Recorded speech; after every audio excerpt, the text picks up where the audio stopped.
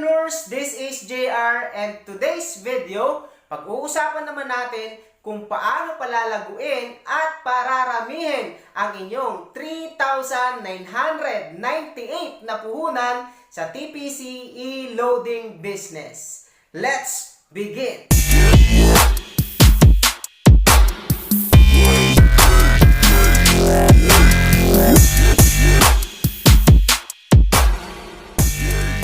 Okay, so paano mo ba palalaguin at pararamihin yung 3,998 na puhunan mo sa TPC e-loading business kapag nag-avail ka nitong starter package na ito? Okay? Sa 3,998 na puhunan na binitawan mo, ang total inclusions at return of investments na babalik sa iyo ay ito kaagad. Okay? So kapag bumili ka ng package na 3,998, magkakaroon ka kaagad ng dealer SIM. Okay? So ayan agad yung matatanggap mo, yung dealer SIM na pwede kang makapag-load ng all networks at pwede ka na rin makapag-supply ng mga load wallet sa mga magiging retailer mo in the future. Okay? And automatically, makakatanggap ka rin dito ng 50 retailer SIM activations na pwede mong ibenta ng 500 pesos each. So meaning to say, sa bawat activation na yan, kikita ka ng 400 pesos. Okay? Kasi every time na mag-activate ka, may 100 pesos na mababawas sa'yo at lilipat doon sa SIM card na i-activate mo. So meron kang 400 pesos na profit sa bawat activations. Kapag naubos mo yung 50 na retailer SIM activations na yon, okay, times 400, kikita ka dyan ng 20,000 pesos. Just imagine gaano kalaki ang tinubo ng pera mo. So, ang pinuhunan mo lang is 3,998 pero kumita ka na agad ng 20,000 pesos sa activations pa lang.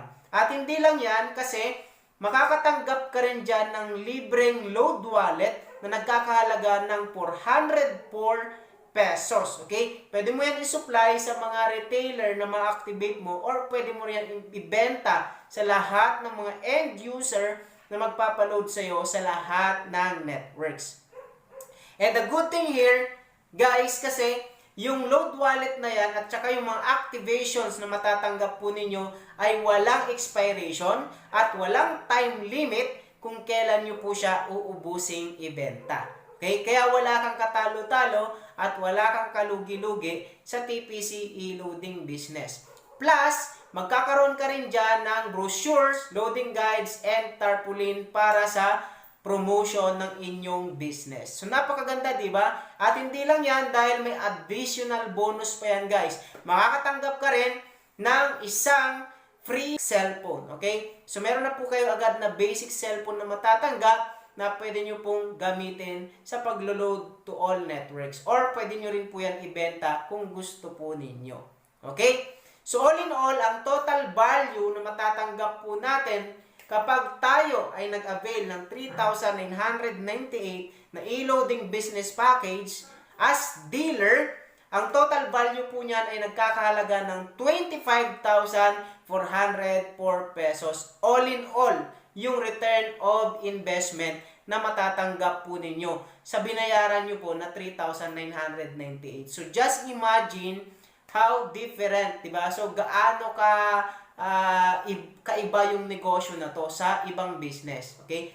Gaano kaganda itong business na ito compared to other traditional business, diba? Anong negosyo ang pwede mong itayo sa halagang 3,998 pesos mo ngayon, diba? So just imagine, wala akong nakikita na negosyo na 3,998 ang puhunan, ang babalik ka agad sa'yo is 25,404 pesos. Di ba? And in fact, kung magtatayo ka ng traditional business, kasi ako marami akong business na experience, okay, so traditional business, kailangan mo pang kumuha ng mga permits, barangay permits, business permit, mayor's permit, tsaka DTI at saka BIR. So, magta-tax mapping pa yan. So, ang dami-dami mong requirements na kailangan i-comply bago ka makapag-start or makapag-operate ng isang business. Tapos, kukuha ka pa ng pwesto, 1 month advance, 2 months deposit, di ba? Magre-rental ka. Di ba? Babayad ka pa ng tauhan mo, di ba? Ang sakit sa ulo. So, ang laki-laki ng kapital.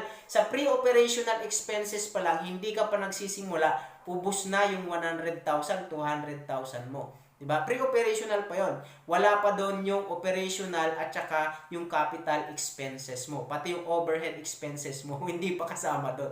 So just imagine, gaano kalaki ang puhunan na kailangan mo kung magne-negosyo ka ng traditional business. But here in TPC, napakaliit lang ang kailangan mong puhunan. Pero talagang napakaganda ng kitaan. And ibang-iba yung negosyo na to.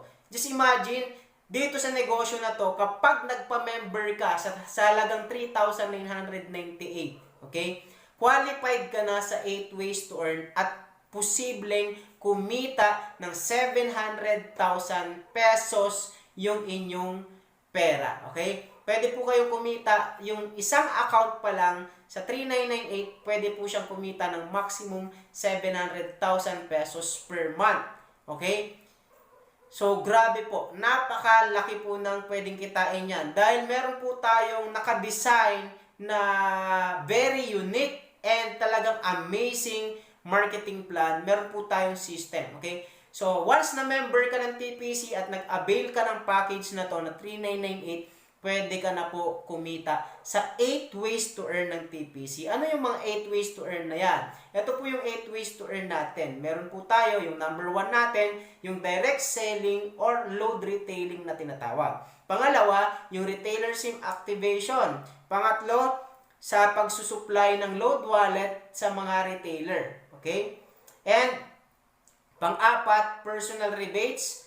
Pang-lima, meron tayong tinatawag na sponsorship or direct referral bonus. And pang-anim, meron po tayong tinatawag na pairing or partnership bonus. Pang-pito, meron po tayong unilevel bonus. Plus, meron pa po tayong inheritance program.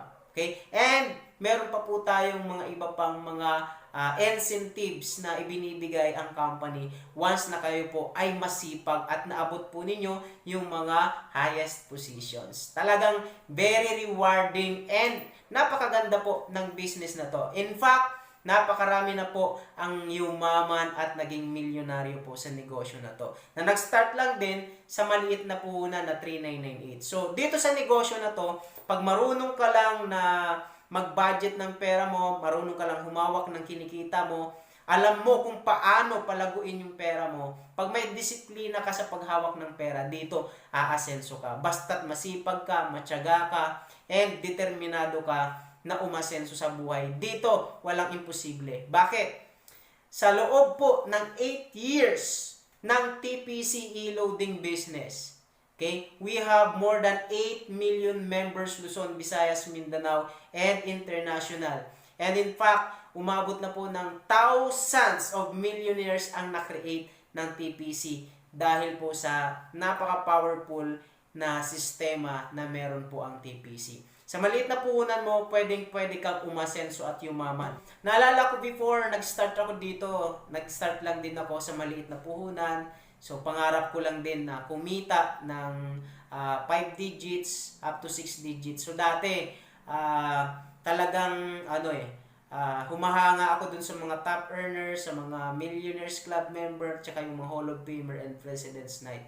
So, pangarap ko lang siya dati and isa lang din ako sa mga nangangarap at pumapalakpak dati dun sa mga top earner at tsaka Millionaires Club. But because of my determination and dahil dun sa napakalaki ng pangarap ko sa buhay, so hindi ko sinukuan ng TPC. So inaral ko siya, sineryoso ko siya hanggang sa kinita ko na dito yung first million ko sa TPC e-loading business. And ngayon, kumikita na ako ng 10,000 to 50,000 in one day.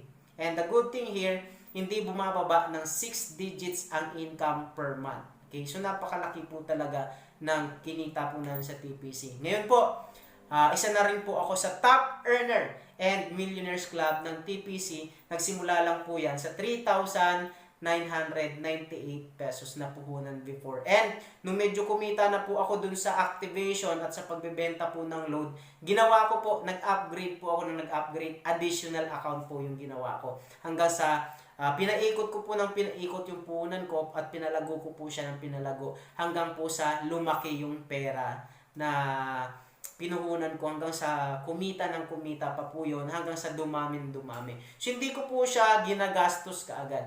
Pag kumita po ako, so ang thinking ko po, okay, kukuha lang ako ng kaunting panggastos pero magtatabi ako ng mas malaking part ng kinita ko.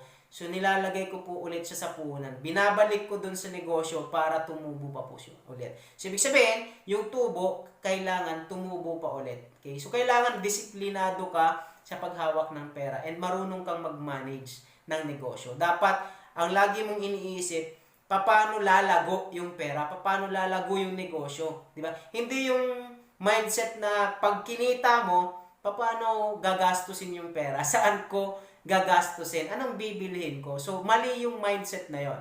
Okay? Kapag ang mindset natin, paano gastusin or paano ubusin yung perang kinita, saan gagastusin, anong bibilhin, so hindi po talaga tayo aasin. So, hindi talaga lalago yung negosyo natin. Kasi bakit? Okay? Mali po yung diskarte. So, ang daming diskarte po dapat, pag kinita nyo po yung pera, ang iniisip po ninyo agad, dapat, paano palalaguin? Paano patutubo yung kita ulit? Diba? Yung perang tinubo ninyo, yung kinita nyo na, kailangan kumita pa. Diba? So, kailangan maipapaikot nyo ulit yun sa negosyo. Hindi nyo siya gagastusin lahat. Okay? Dapat mas malaki yung kita kaysa sa gastos. Kasi pag mas malaki gastos kaysa sa kita, ang kalalabasan niyan, utang, or it's either, diba, malugi yung negosyo po ninyo at tuluyan na kayong mag-stop. Okay? So, that's all guys. Thank you so much for watching this video. Again, this is JR. Kung may natutunan po kayo dito sa short video na to, please don't forget to like, comment, and share this video to your team para mas marami pa po tayong ma-educate at matulungan. Maraming salamat. Again, this is JR and see you next time.